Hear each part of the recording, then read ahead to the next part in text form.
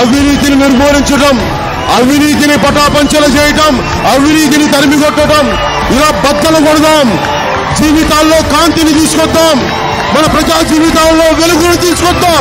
జనసేన ప్రభుత్వాన్ని స్థాపిద్దాం. Police constables కానీ, police శాఖ వారు కానీ, ప్రతి ఉద్యోగి, ప్రతి టీచరు, ప్రతి ప్రభుత్వ ఉద్యోగి పొద్దు నుంచి సాయంత్రం దాకా రెక్క ముక్కలు చేసుకోవాలి. ఒక 10,000 సంపాదించాలంటే పిల్లల్ని పోషించాలి. మరి ఒక్కొక్క రాజకీయ నాయకుడు ఏం చేశారు? వీడికి ఇంత సంపాదన, వేల కోట్లు సంపాదించుకుంటారు, మళ్ళీ ఎక్కి ఆ డబ్బులతో మన జీవితాలను చిత్రం చేస్తున్నారు, తొక్కేస్తున్నారు.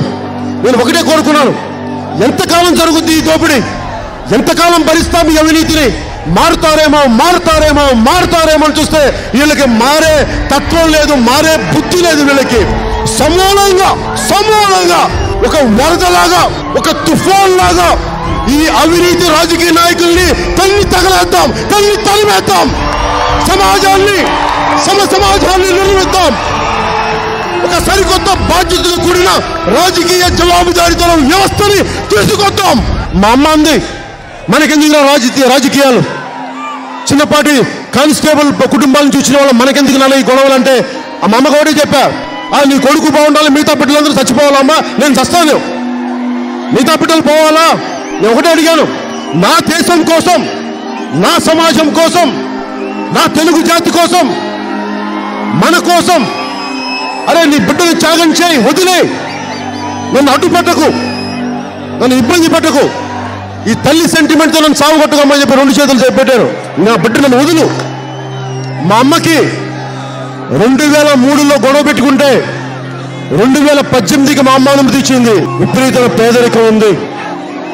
దిగువ మధ్యతరగతి కుటుంబాల నుంచి వచ్చిన వాడిని, కష్టాలు తెలిసిన వాడిని. ఈ రోజుకి మా పెదనాన్నగారి పిల్లలు ఒక చిన్నపాటి కూరగాయలు కొట్టు నడుపుకునే కుటుంబం మాది. ఎక్కడో నెల్లూరులో చిన్నపాటి టిఫిన్ సెంటర్ నడుపుకునే కుటుంబాలు మావి. చిన్న కూల్ డ్రింక్ షాపులు పెట్టుకునే కుటుంబాలు మావి. చిన్నపాటి ఉద్యోగాలు చేసే కుటుంబాలు మావి. ఏదో మేమైతే యాక్టర్లు అయ్యాం కానీ మా బంధువులందరూ కానీ, మా స్నేహితులందరూ కానీ చాలా చిన్న దిగువ మధ్య తరగతి వ్యక్తులు. అందుకే నేను అంత బాధను అర్థం చేసుకోగలను. 25 కేజీలు బియ్యం ఇవ్వడానికి నేను జనసేన పార్టీ పెట్టలేదు. మీకు 25 సంవత్సరాల బంగారు భవిష్యత్తు ఇవ్వడానికి జనసేన పార్టీ పెట్టాను. మీకోసం నిలబడేవాడు, మీ ఇంట్లో వాడు, ఆడపడుచులకి అండగా ఉండేవాడు, బిడ్డలకి కొడుకుగా ఉండేవాడు, అన్నదమ్ములకి అండగా ఉండేవాడు. నేను మీకు అండగా ఉంటాను.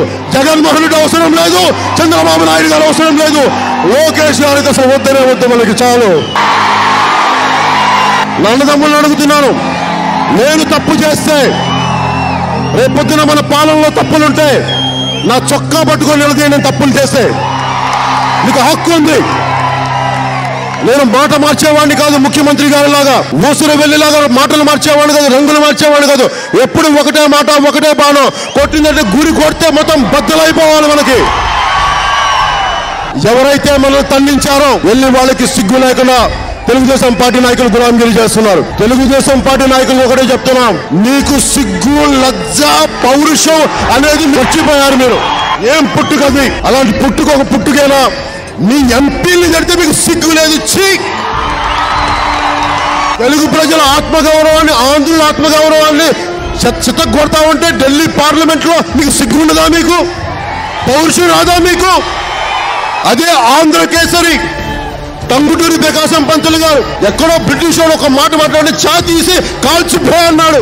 ఏం మీకు అంత సిగ్గు లేదా? మీకు ఆంధ్ర కేసరి తాలూకు పౌరుషం లేదా? టంగుటూరి ప్రకాశం పంతులు గారి వారసులు కాదా మీరు? అదే పొట్టి శ్రీరాములు గారు 56 రోజులు నిరాహార దీక్ష చేసి సంపాదించుకున్న రాష్ట్రం ఇది. అలాంటి రాష్ట్రాన్ని మీరు ఉత్తర భారత నాయకులకి, కాంగ్రెస్ నాయకులకి తాకట్టు పెడతారా మన ఆత్మగౌరవాన్ని? వారు ఉద్యోగాలు ఇవ్వరు, స్పెషల్ కేటగిరీ స్టేటస్ ఇవ్వరు, అడ్డగోలుగా విభజిస్తారు. ఈ పౌరుషులు లేని తెలుగుదేశం పార్టీ వల్ల మన ఆత్మగౌరవాన్ని దెబ్బతింది. అందుకని తెలుగుదేశం పార్టీని సమూలంగా ఆంధ్రప్రదేశ్ నుంచి తన్ని తరవేద్దాం. మన తెలుగుదేశం పార్టీని మనకి జనసేన పార్టీ కానీ లేకుండా ఉండుంటే మీరే చెప్పండి, ఈ రోజున తెలుగుదేశం ప్రభుత్వం స్థాపించేదా?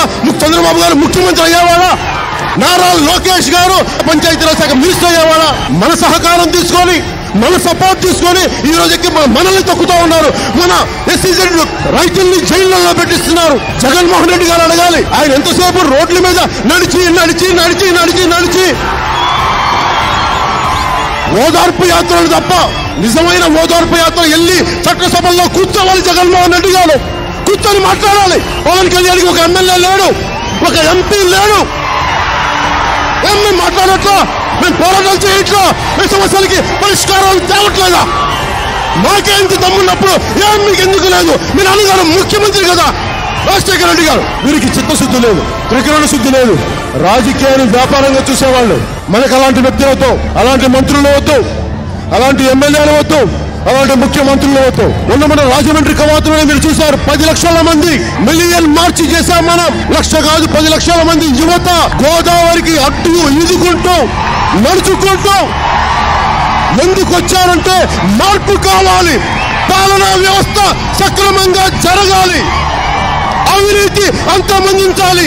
విసిగిపోయాం. డబ్బున్న వాడు డబ్బున్నాడు అవుతున్నాడు. దోపిడీదారుని చొక్కా పట్టుకుని నిలదీసే జెండా జనసేన జెండా. నాకు కవి శివారెడ్డి మాటలు గుర్తొస్తాయి. శాంతిని నెలకొల్పాలంటే కూడా కత్తి అండ కావాల్సిన రోజు.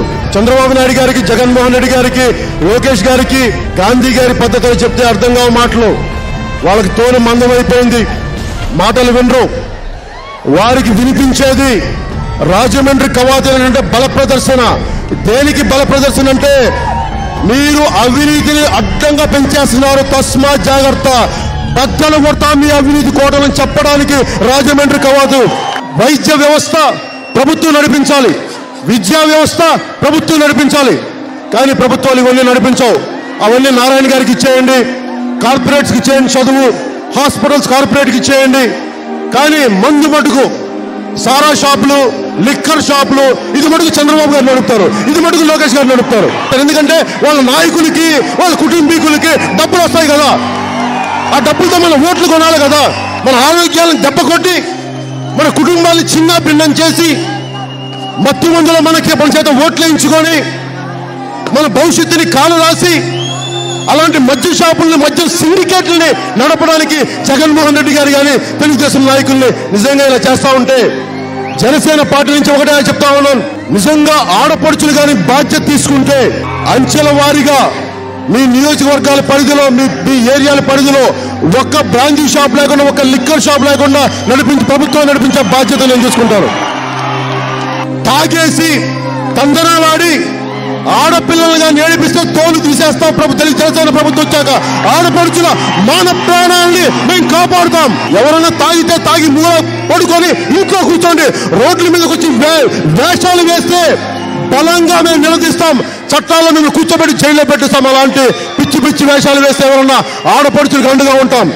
ఒకవైపు మసీదుల దగ్గర, మందిరాల దగ్గర, చర్చిల దగ్గర పట్టకూడని చోట బ్రాంచీ షాపులు పెడతా ఉంటే అడిగేవాడు ఒకరు లేడు.